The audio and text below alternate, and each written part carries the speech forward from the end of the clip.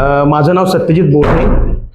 मी gain bitcoin या भारतातल्या सगळ्यात मोठ्या घोटाळ्याची माहिती आज देत आहे. आम्ही साधारण 2016 मध्ये बिटकॉइन खरेदी करून कंपनीकडे दिले होते, पण त्याबरोबर कंपनीने आमची फसवणूक केलेली आहे. या कंपनीच्या विरोधात कोल्हापुरामध्ये 2 FIR आहेत, राजारामपुरी आणि शाहूपुरीमध्ये. टोटल महाराष्ट्रामध्ये 13 FIR आहेत आणि भारतामध्ये 45 FIR ह्या कंपनीवर झालेले आहेत.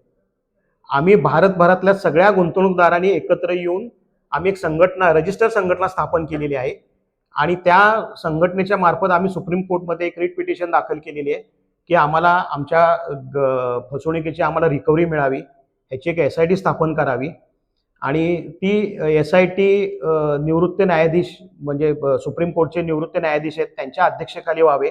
त्याच्यामध्ये टेक्निकल काही लोकांचा सहभाग व्हावा आणि हा तपास पूर्ण होऊन आम्हाला आमचे कोल्हापुरातले जेवढे गुंतवणूकदार आहेत किंवा महाराष्ट्रातले त्यांना त्यांचे बिटकॉइन परत मिळावेत, ही आमची प्रमुख मागणी आहे.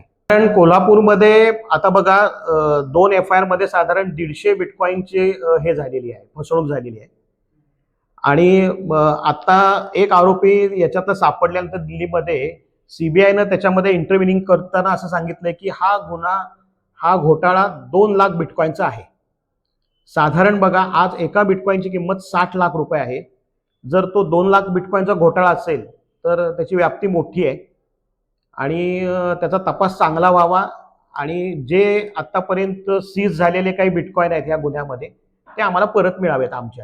याच्यामध्ये आमचा म्हणजे माझा गुन्हा जो इथं दाखल केलेला राजारामपुरीमध्ये तो 2019चा आहे. त्याच्यामध्ये एकूण आरोपी 5 आहेत. पैकी महेश शहा, राहुल बोंगाळे हे कोल्हापूरचे आरोपी आहेत, ते बेलआउट आहेत सध्या. पण हेमंत भोपे, अजय भारद्वाज, अमित भारद्वाज ह्यातले 3 जे आरोपी आहेत ते गेली 7 वर्ष झालं ॲब्स्कॉन्ड आहेत, फरार आहेत. ते न्यायालयात पण येत नाहीत, पोलीस स्टेशनला पण हजेरी लावत नाहीयेत. तर त्यांचा शोध घेऊन त्यांना कोर्टासमोर उभं करून पुढचा तपास व्हावा, ही आमची मागणी आहे.